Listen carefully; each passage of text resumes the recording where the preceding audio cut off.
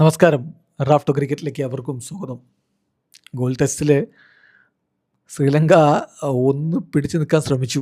അതാണിപ്പോൾ ഒന്നാം സെഷനിൽ സംഭവിച്ചിരിക്കുന്നത്, 5-ാം ദിവസത്തെ ഒന്നാം സെഷനിൽ.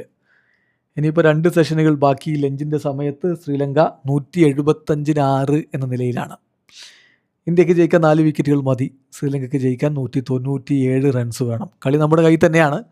2 സെഷനുകൾ ബാക്കിയുണ്ട്. നമ്മളത് പിടിക്കും എന്ന് തന്നെ കരുതാം. ഇന്നിപ്പോൾ ധനഞ്ജയ ഡി സിൽവ അദ്ദേഹം ചേർത്ത് തന്നു, അർദ്ധ സെഞ്ചുറി നേടി.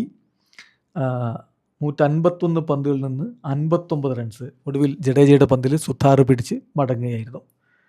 അതേസമയം കഴിഞ്ഞ ഇന്നിങ്സിൽ മോശമല്ലാത്ത പ്രകടനം നടത്തിയ നിരോഷാൻ ഡിക്വെല്ല 10 റൺസുമായിട്ട് മടങ്ങുകയും ചെയ്തു. എന്നാൽ കഴിഞ്ഞ ഇന്നിങ്സിലെ സെഞ്ചുറി വീരൻ സൊനാൽ ദിനൂഷ ഇപ്പോൾ 65 റൺസുമായിട്ട് ക്രീസിലുണ്ട്. അദ്ദേഹത്തോടൊപ്പം കേശാര നുവാന്തയാണ് 8 റൺസുമായിട്ട് ക്രീസിലുള്ളത്. അപ്പോൾ ശ്രീലങ്ക സ്റ്റംപ്സിൻ്റെ സമയത്ത് 175-6 എന്ന രൂപത്തിലാണ്. ഇന്ത്യ 197 റൺസിൻ്റെ ലീഡ് ഇപ്പോഴും പിടിച്ച് നിൽക്കുന്നുണ്ട്. Sri Lanka needs 197 runs to win എന്നുള്ളതാണ് നിലവിലെ സ്ഥിതിവിശേഷം. ഇപ്പോൾ ഇന്ന് വീണ 2 വിക്കറ്റുകൾ വീഴ്ത്തിയിട്ടുള്ളത് ഒന്ന് ജഡേജയും മറ്റൊന്ന് പ്രസിദ്ധ് കൃഷ്ണയുമാണ്. അങ്ങനെ ഇന്ത്യൻ ബൗളർമാരുടെ മൊത്തത്തിലുള്ള ബൗളിംഗ് കണക്കെടുത്താൽ സിറാജിന് 1 വിക്കറ്റ്, മനോജ് സുത്താറിന് 2 വിക്കറ്റ്, ഇതൊക്കെ ഇന്നലെ കിട്ടിയതാണ്. പ്രസിദ്ധ് ഇന്നലെ 1 വിക്കറ്റ് എടുത്തത്. ഇന്ന് അദ്ദേഹം 1 വിക്കറ്റ് കൂടി ആഡ് ചെയ്തു. അദ്ദേഹത്തിൻ്റെ പേരിൽ 2 വിക്കറ്റായി.